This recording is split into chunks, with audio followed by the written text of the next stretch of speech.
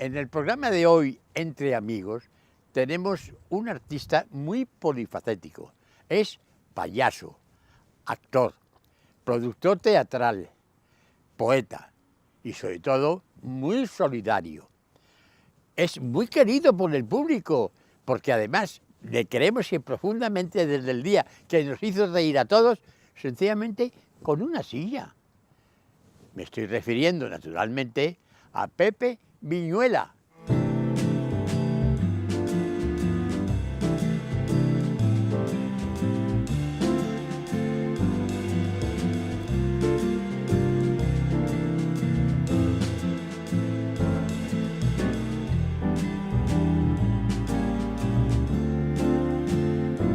Buenas tardes, Pepe. Hola, Luis. Muy encantados y muy gustosos de que estés con nosotros.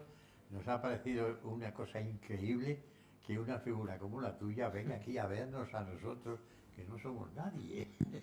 Bueno, eso es una frase hecha, ¿no? No somos nadie, pero yo aquí me incluyo dentro de eso. Yo tampoco, yo particularmente Tú eres no una me figura siento nadie. inigualable. No No te exageres. preocupes. Yo también voy a empezar a unas preguntas, Venga, a ver vale. qué te parece. Venga, vamos a ver. Vamos con la primera. Venga. Estudiantes de filosofía, pero te dedicaste a la interpretación. Sí. ¿Cómo se lo tomaron tus padres? Pues la verdad es que tuve la suerte de que mis padres fueran muy comprensivos y que confiaran mucho en mí, porque no les pareció mal. Cuando era pequeño ya, bueno, pues ellos me decían que qué quería ser, y uno cambia de opinión muchas veces, ¿no? Yo de pequeño soñaba con la medicina. Claro. Me gustaba mucho aquello y mis padres estaban muy contentos con eso. Pero luego cuando cambié por la filosofía no pensaba, y luego por el arte dramático también, pues no me dijeron, haz lo que quieras, tu vida es tuya, vívela y aprovecha todo lo que puedas, sobre todo haz lo que quieras hacer. Exactamente. Me apoyaron siempre. Pues muy bien, porque me viene bien con la segunda pregunta. Sí. Háblanos un poco de tu infancia. De mi infancia, pues mira, yo creo que es una época absolutamente feliz, porque tuve la suerte, que eso muchas veces es una lotería, no te toca siempre, ¿no? Hay gente a la que no le toca eso, de tener unos padres pues muy buenas personas, que tanto a mi hermano como a mí, somos dos hermanos, pues nos quisieron mucho, nos cuidaron, nos respetaron, nos ayudaron a enfocar nuestra vida y nuestras aficiones hacia aquello que realmente nos gustara. Y yo la infancia la recuerdo como un momento especialmente feliz. De hecho, lo que más me gustaría es poder volver a ella. Creo que un poco difícil. Creo que no soy el único. Sí, pero fíjate lo que te voy a decir. Hay algo que tiene que ver con mi profesión, o con una parte de mi profesión, que es la de ser payaso. Ah, Y el payaso tiene mucho que ver con la infancia. sí. El payaso tiene una locura a la hora de actuar, a la hora de contestar, una especie de espontaneidad que tiene mucho que ver con la que tienen los niños, ¿no? Claro. Con esa libertad y esa inocencia. Entonces, de alguna manera, esta profesión me permite, sobre todo cada vez que trabajo como payaso, estar muy cerca de ese estado. Es decir, yo con 55 años que tengo, cuando soy payaso me puedo tirar por el suelo, como cuando tenía 5 o 10 años, y puedo, bueno, pues comportarme con esa cosa que está tan mal vista en los adultos, Sí, ¿no? que... Enseguida empezamos en la vida a decir, eso no se hace, Claro. eso no se dice, y el payaso, como se lo puede permitir Tiene la casi suerte de todo, poder hacer todo. pues entonces he vuelto a la infancia muchas veces gracias a ser payaso. Muy bien. Escribes poesía, Sí. eres productor de teatro, actor y colaboras con Payasos Sin Fronteras. ¿Qué te queda por hacer? Pues supongo que muchas cosas, porque tengo... seguir abundando en todo esto, ¿no? Afortunadamente me dedico a cosas que me gustan mucho. Ahora os comentaba lo de ser payaso, que es... supongo que vosotros y vosotras conocéis y os acordáis de Tonetti, Sí. de Pepe Tonetti. Pues este hombre lo conocí cuando yo era bastante joven, y era un señor que desplegaba humanidad y desplegaba una fortaleza y unas ganas de vivir tremendas que seguramente vendrían de ahí, del ser payaso. Si hay algo bonito en la vida es hacer lo que te gusta. Y me gusta escribir, me gusta hacer teatro, me gusta también producirlo. En fin, que creo que he tenido la suerte de poder hacer cosas o dedicarme a cosas que me gustan mucho. Entonces me conformo, para responder a tu pregunta de qué es lo que me queda por hacer, me conformo con seguir así, con seguir haciendo o poder seguir desarrollando estas cosas. Desde la más intimidad, o sea, la más íntima que es escribir hasta la más pública que es interpretar. A fin de cuentas todo es un ejercicio de comunicación. Claro. Son cosas que te permiten estar con la gente. Escribir Claro. poesía, uno la escribe para sí mismo, pero también para que luego los demás lo lean y compartir con ellos, pues desde, pues no sé, un sentimiento amoroso, el sentimiento por la pérdida de algún ser querido, los recuerdos de infancia. La poesía recoge eso, emociones, Sí. para compartir con nosotros. Y en el escenario y en el teatro pues haces lo mismo, contar historias para que la gente se divierta, para que la gente piense, para que la gente se emocione. Muy bien. Cuéntanos la labor que desempeña Payasos Sin Fronteras. ¿Tiene algún tipo de ayuda estatal? Sí tiene ayudas. Sí. Desde que empezó la crisis en 2008, menos, porque ha caído mucho Sí. todos los presupuestos y todo lo que tiene que ver con proyectos solidarios y de organizaciones no gubernamentales. El dinero destinado a la solidaridad y a la ayuda internacional es menor. Claro. Pero bueno, aún así no paramos, seguimos adelante nosotros intentando buscar el dinero, pues actuando en galas benéficas para, bueno, pues que la gente colabore y con eso poder financiar los proyectos. ¿Y a qué se dedica? Pues lo que sabemos hacer los payasos, o lo que creemos que sabemos hacer, o lo que nos gusta hacer, es hacer reír. Y que hacéis muy bien. Claro que sí. Yo creo que sí, por eso estoy ahí. Y lo que hacemos pues es ir a buscar los sitios donde la gente lo está pasando especialmente mal. Claro. Hay muchos, porque el mundo Sí. desafortunadamente pues es complicado, los seres humanos somos difíciles, no nos cansamos de declarar guerras, Claro. de provocar conflictos, y a veces también la naturaleza es muy bueno, pues muy dura, y hay lugares donde hay hambrunas, hay lugares donde hay catástrofes como terremotos o huracanes, terrible. tsunamis, y allí viajamos, donde Claro. creemos, sobre todo nos dirigimos a los niños y a las niñas, porque son la parte más vulnerable de la sociedad, son quienes primero sufren las consecuencias de cualquier catástrofe y quienes van a estar más tiempo con ese peso y con ese posible trauma dentro de sí. Entonces lo que hacemos pues es ir a actuar, a convivir con ellos y a buscar de alguna manera pues una recuperación emocional y espiritual ante la situación difícil que están pasando, que viven. Hay organizaciones de todo tipo, hay médicos que se dedican a la sanidad, pues hay otras organizaciones que se dedican a lo mejor a sanear pozos para que puedan tener agua limpia, otras que llevan medicamentos, otras que se dedican a operar pues de afecciones oculares, a vacunar.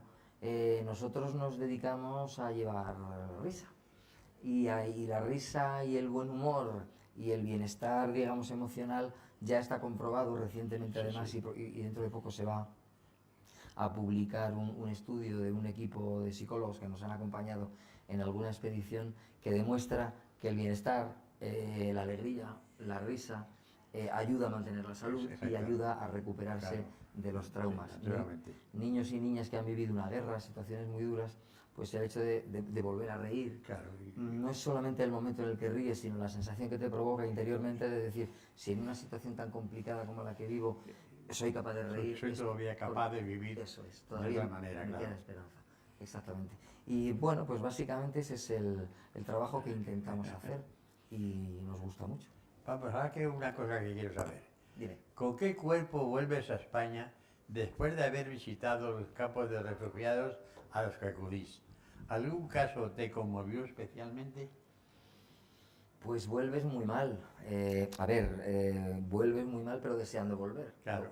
Lo cual parece una contradicción, pero no lo es, porque vuelves mal porque has hecho poco, porque sabes que queda mucho por hacer y que hay que seguir trabajando, ¿no?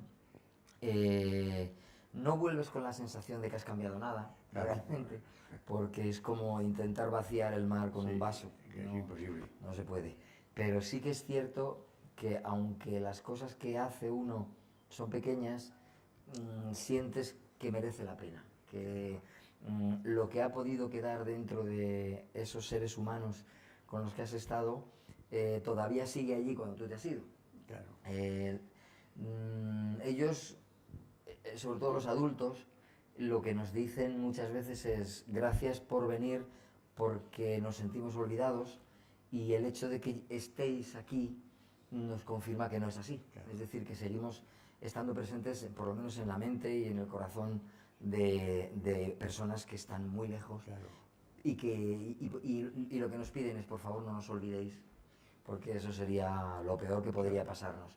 Y hay anécdotas, pues sí, hay una que a mí me gusta contar, que yo no la viví personalmente, pero que lo vivió la persona que fundó la organización, que se llama, su nombre de payaso es Turtel Poltrona, y su nombre digamos de carnet de identidad es Jaume Mateu.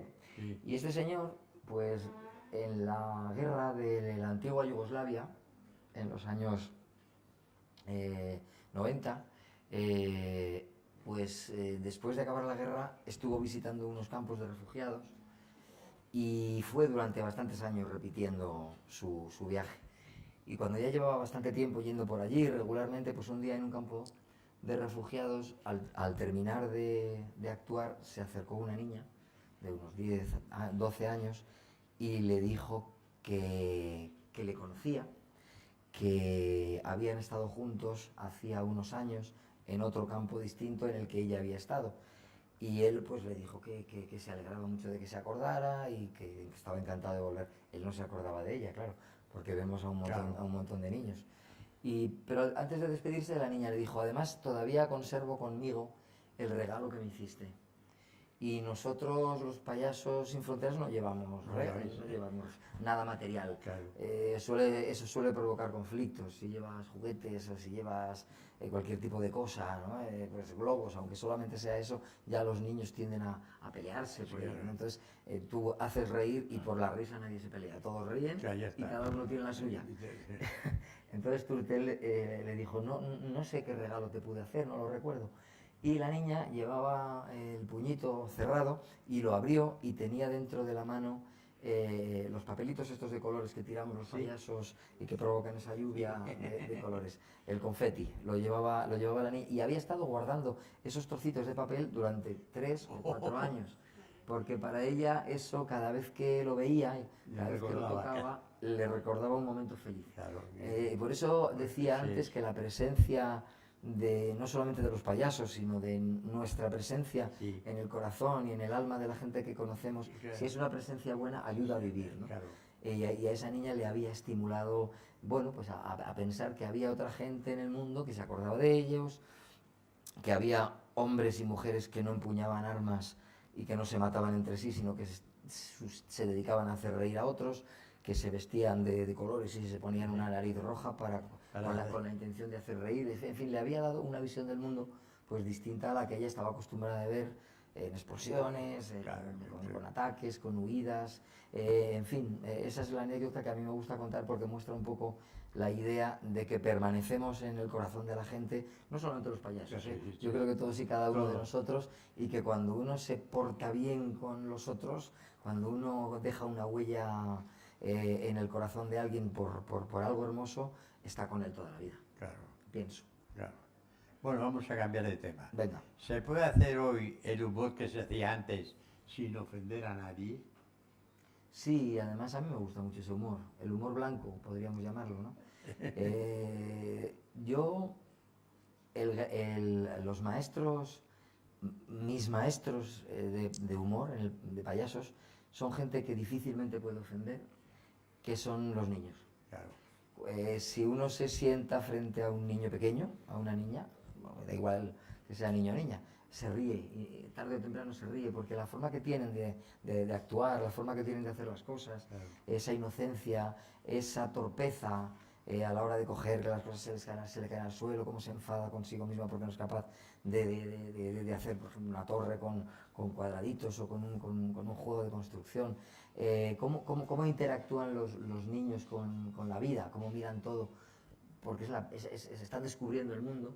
Pues eso para mí es una de las cosas más graciosas que uno puede contemplar, y ellos nunca ofenden. Claro. Entonces yo creo que sí, claro que es posible, y además es un tipo de humor que creo que no se gasta. Creo que con el paso del tiempo uno sigue demandando ese tipo de humor. Ojo, que tampoco estoy despreciando el humor crítico y el humor ácido. El humor que no me gusta es el humor que abusa. Claro. El humor que se ríe de los defectos de alguien y se lo hace pasar mal. Ese humor es nocivo. Es decir, Claro. a veces tendemos a pensar que el humor en sí mismo es bueno, pero hay humor como hiriente, Claro.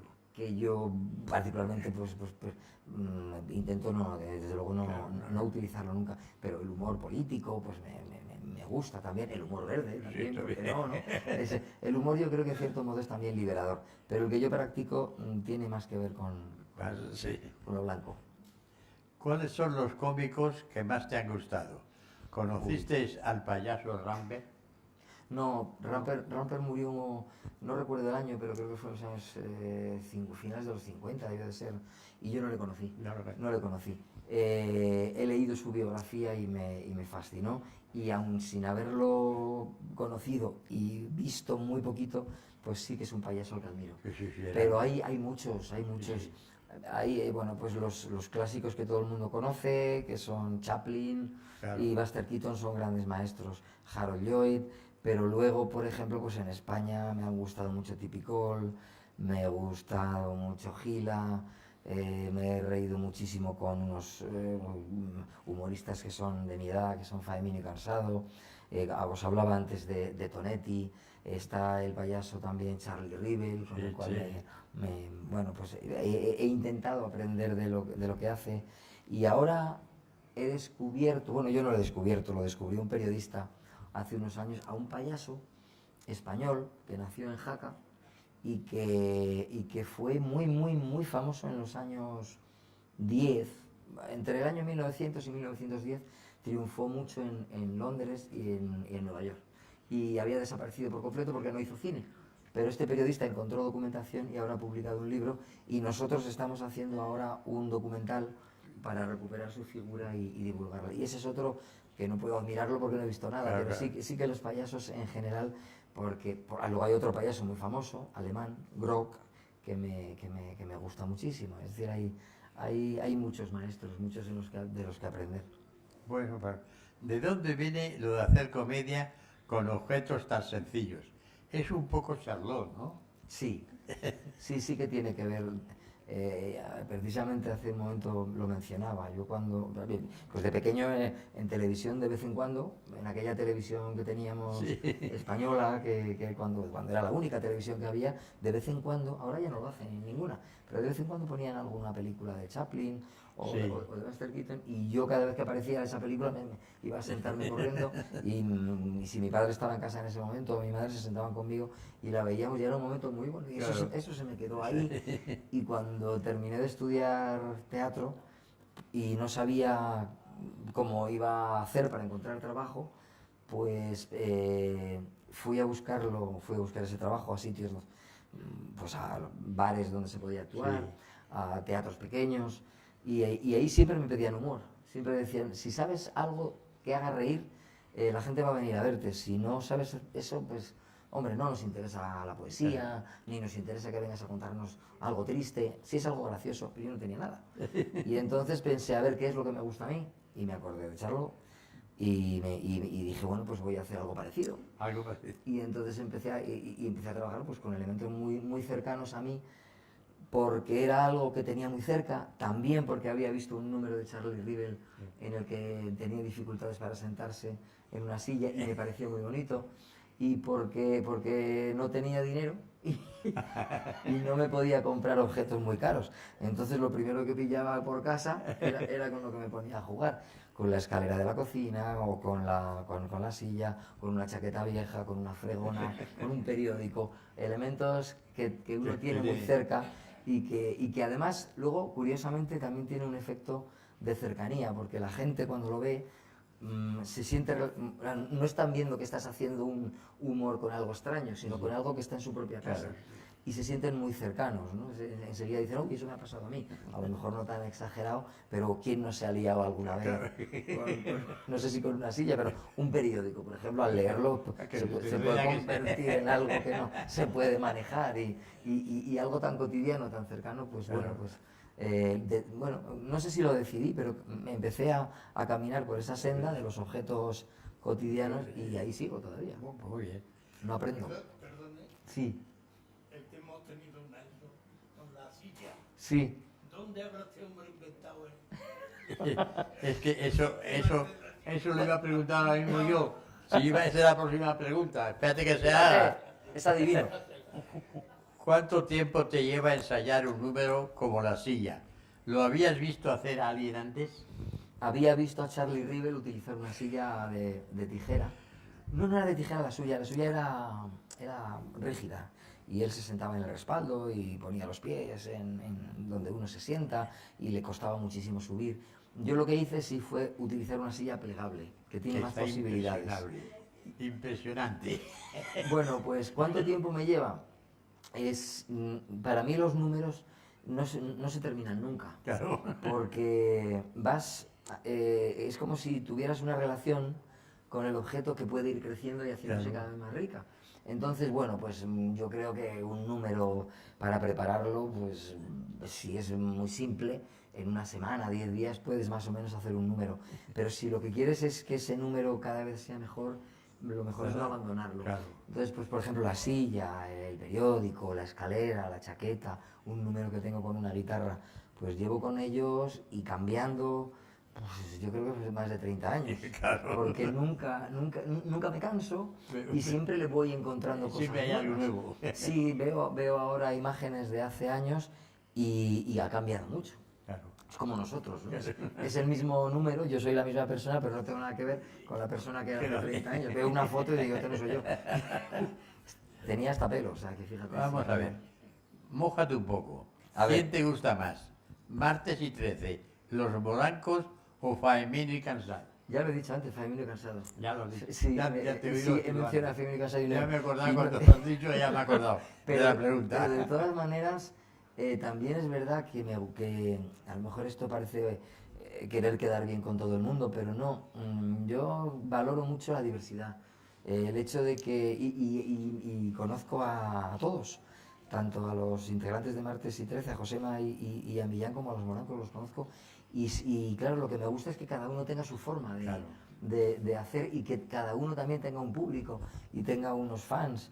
Entonces la variedad dentro de en este caso el humor es lo que más me gusta. Si yo tuviera que elegir, pues mira, por ejemplo ahora los Morancos y Faemino y Cansado siguen juntos y siguen trabajando. Pues ahora te diría, me gustaría ver a Martes y 13 porque ya no se puede. Porque forman parte de la historia del humor español, pero ya no están juntos. ya está. Y me gustaría poder Claro, volver a verlos, pero eso ya no es posible. Vamos a ver. ¿Qué es más difícil? ¿Hacer llorar a un niño o a un viejo? Difícil. Yo lamentablemente creo que hacer llorar es muy fácil. Así. Sí, hacer llorar es muy fácil porque todos somos por dentro muy frágiles y enseguida nos emocionamos. De todas maneras, si te refieres al teatro, yo creo que es más fácil hacer llorar a una persona mayor, a un viejo. Porque las personas mayores, y yo me incluyo, porque ya tengo 55 años y ya me siento mayor, ya no me siento un niño, aunque me gusta, aunque pero me lo guste. eres. Intento tener ese espíritu, pero ya tengo unos años.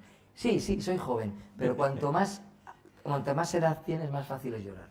Sí. Porque estás más cargado de cosas, porque las emociones te acompañan y te vas convirtiendo en una persona, yo creo que más rica, más llena, Claro. Un niño, bueno, pues a lo mejor. El otro día, ahora vengo de comer con mi hija. Y vengo de comer con mi hija y este verano nos ha acompañado en casa una niña saharaui que ha venido a pasar el verano con nosotros. Entonces es una niña de 10 años y mi hija tenía un hámster, Sí. una mascota. Mi hija tiene 26 años, pero bueno, tenía un hámster. Y resulta que el hámster estaba enfermo. Ah, Era muy mayor y ya no podía, y además estaba sufriendo, y entonces el veterinario dijo, yo creo que a este animal es mejor sacrificarlo porque está sufriendo mucho. Y entonces mi hija pues fue y lloró. Y la niña de 10 años no solamente no lloró, sino que se rió de ella, porque no entendía por qué lloraba por eso. No entendía por qué lloraba. Si a lo mejor Rifa, que es como se llama la niña, hubiera tenido 70 años, también hubiera compartido esas lágrimas, porque se hubiera emocionado con su nieta. Entonces los niños, ante determinado tipo de cosas, pues no... O sea, si tú en la vida te portas mal con un niño, enseguida lo vas a hacer llorar. Pero si no, intentar emocionar sí. con el llanto... Sí, es más difícil. Yo creo que es más difícil, aunque hay niños muy sensibles y viendo una película de dibujos animados Sí. se pueden poner a llorar Sí, pero como es más magdalenas, difícil. pero yo creo que es más difícil. Tienen menos Sí. emociones acumuladas, ¿no? ¿Por qué se terminó Aida si funcionaba tan bien? Pues porque hay un señor en Telecinco que se llama Basile, que es el director general, que decidió que se acabó. Ya está. Sí, yo creo que fue una decisión personal de él o del equipo directivo de la cadena. Porque además fue algo sobrevenido, no nos lo esperábamos. Habíamos grabado el capítulo 200 y íbamos ya por el 240 más o menos. Y cuando se grabó el 200, en el Festival de Televisión de Vitoria, él auguró un futuro muy largo, porque además la serie iba muy bien. Claro. No sé, debió ser una decisión, pues no sé, repentina de quiero cambiar el aire de la ficción que estamos haciendo aquí, ya está bien, son muchos años. La razón la desconozco, pero sí que es cierto que yo creo que vino, porque nos pilló a todos por sorpresa, vino de una decisión de alguien como él, ¿no? De alguien, bueno, porque decide, porque es la cadena que dirige y está en su derecho de hacerlo. Claro. Y así lo decidió. Nos quedamos muy tristes, pero Se acabó. se acabó. Así es la vida. Tienes una productora con tu mujer. ¿Qué tipo de teatro hacéis? Pues intentamos hacer textos que nos emocionen, que nos gusten.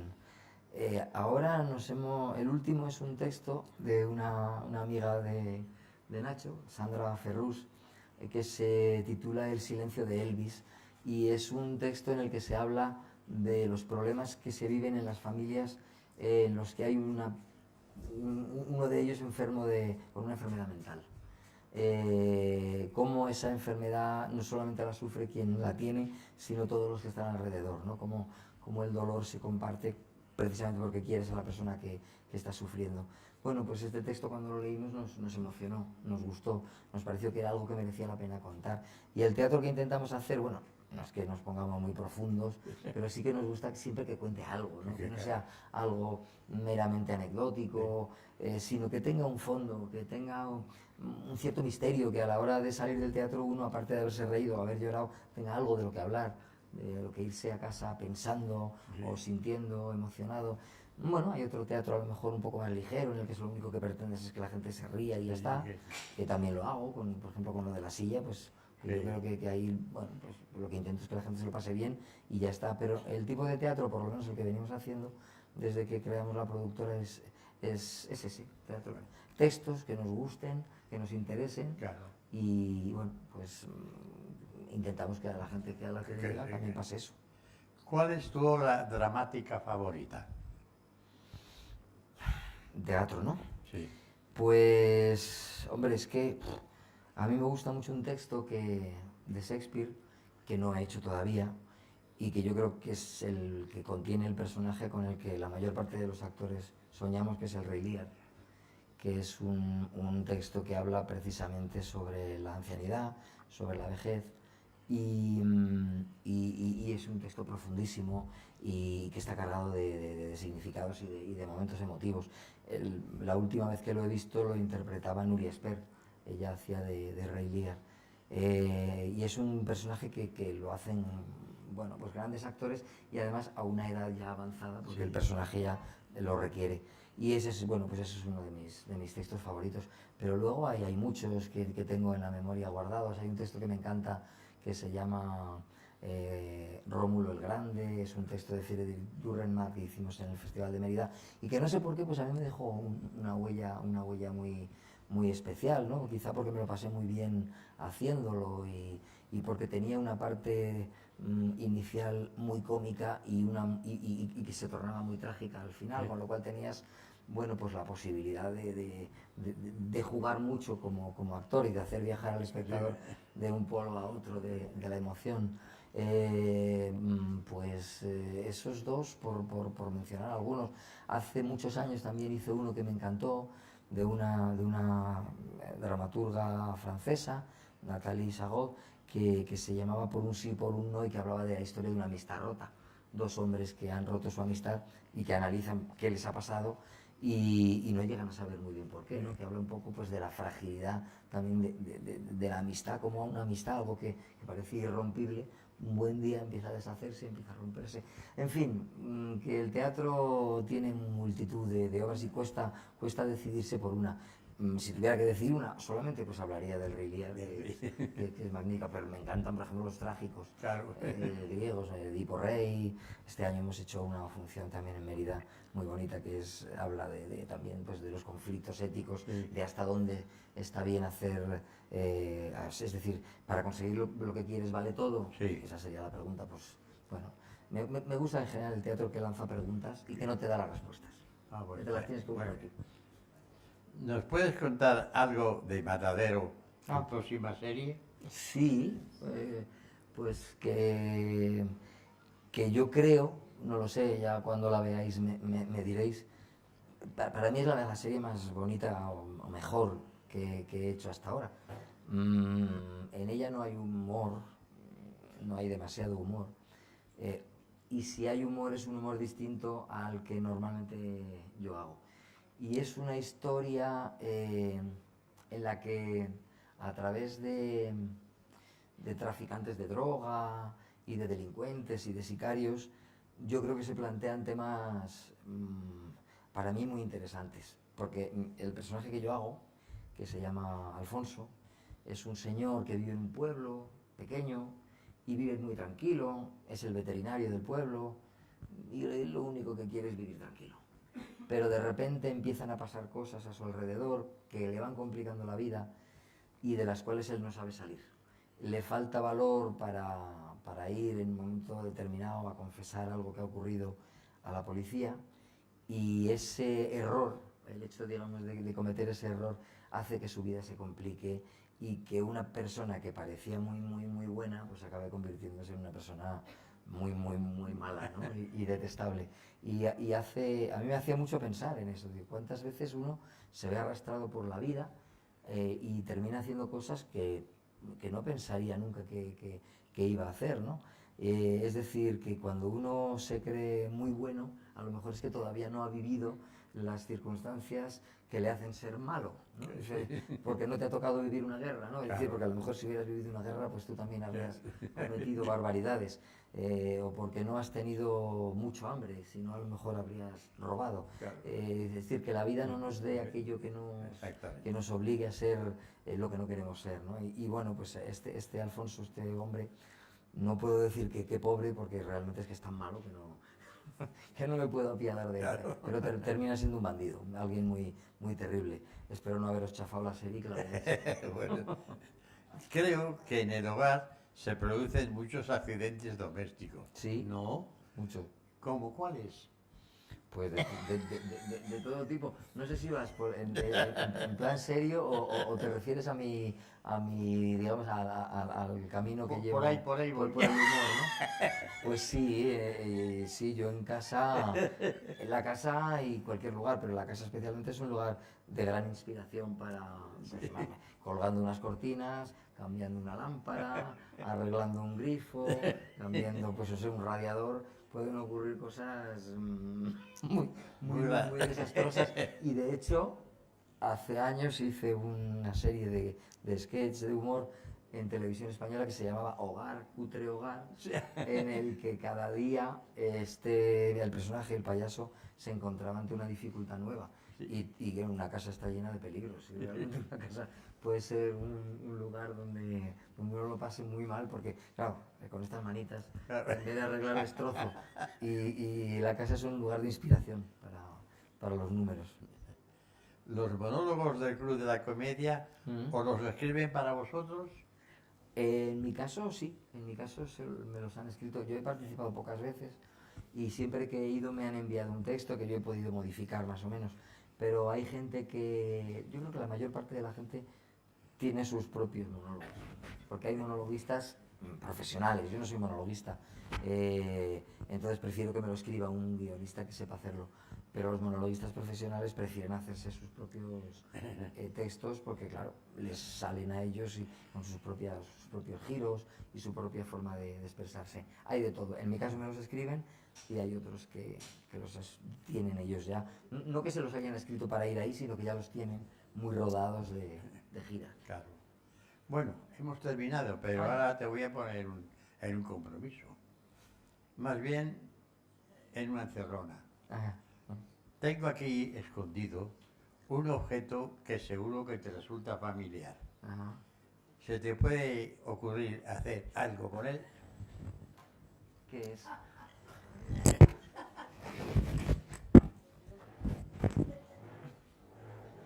A ver. Ya es una guitarra, pero ya me suena ya todo. Sí, claro, pues sí. Sí, ¿dónde queréis que lo haga? Aquí. Me voy a quitar esto. Sí que es una encerrona. Bueno, a ver si no le doy a nadie un golpe. No. Voy a procurar ponerme aquí. Bueno, este es uno de los números que hace más años que hago con una guitarra. Y como todos o casi todos los números que hago, pues intento partir, o no intento, parto de un punto que es siempre el mismo, el niño que no sabe cómo se hacen las cosas. Entonces, el personaje, el payaso, que yo interpreto, no sabe cómo se toca una guitarra. Entonces sale al escenario y le han dado la guitarra, pero él no sabe para qué sirve esto. Y bueno, pues yo voy a hacer un minuto, tampoco me voy a aburrir, ¿no? El payaso también habéis visto que habla de otra manera, es decir, tiene una forma de hablar que no es la que yo tengo, sino que, bueno, pues modula un poco y tiene medias palabras, como tienen los niños pequeños que no saben hablar. Entonces, bueno, pues nada, pues voy allá. Vaya, ¿qué tal ahí? A ver si lo veo. Vale, hola, ¿qué tal? ¿Cómo estamos? Bueno, voy a dar un concierto. Estoy emocionado, veo, ¿eh? Vamos a ver cómo esto se... A ver si se puede... Espera, porque no... Sí, espera un momento.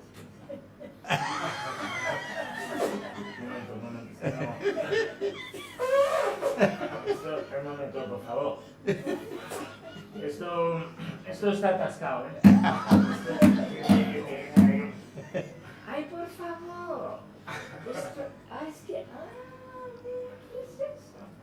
Esto es eso. Mucho mejor. Ahora sí, pero... Ahora sí. Espera, porque ya... Ay, espera un momento. Que tienes... Ay, qué pena. No, espera. Esto se pone así. Y ahora te... ¡Uy! Mira esto, mira. Un momento, espera. Espera, tienen que poner... Claro, tiene esto. Claro. Esto así, para esto se pone eso, se pone esto así, y ahora se pone aquí, se pone. ¿Qué pasa? ¿Qué pasa, por favor? Un momentito, Un momentito, que solo... Madre mía. Un momento que lo ponemos ahora esto. Ahora.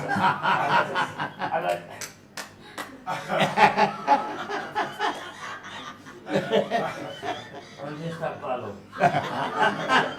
¿Dónde está, por favor? ¿Dónde está el palo? Esto tenía aquí una...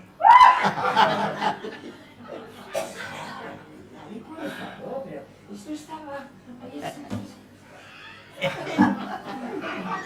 Usted no se va a poner, ¿eh? Un momentito, a ver si lo podemos poner. Ahora, espera. Ahora, sí, señor. Ya tienes esto aquí. Y ahora se...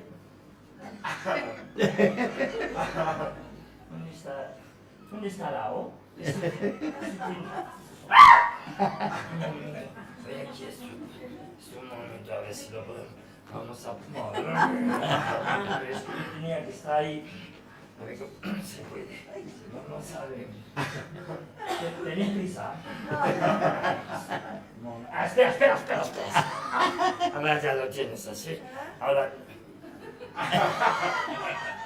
Bueno. Oye, ¿os podéis pasar un momento ahí, por favor?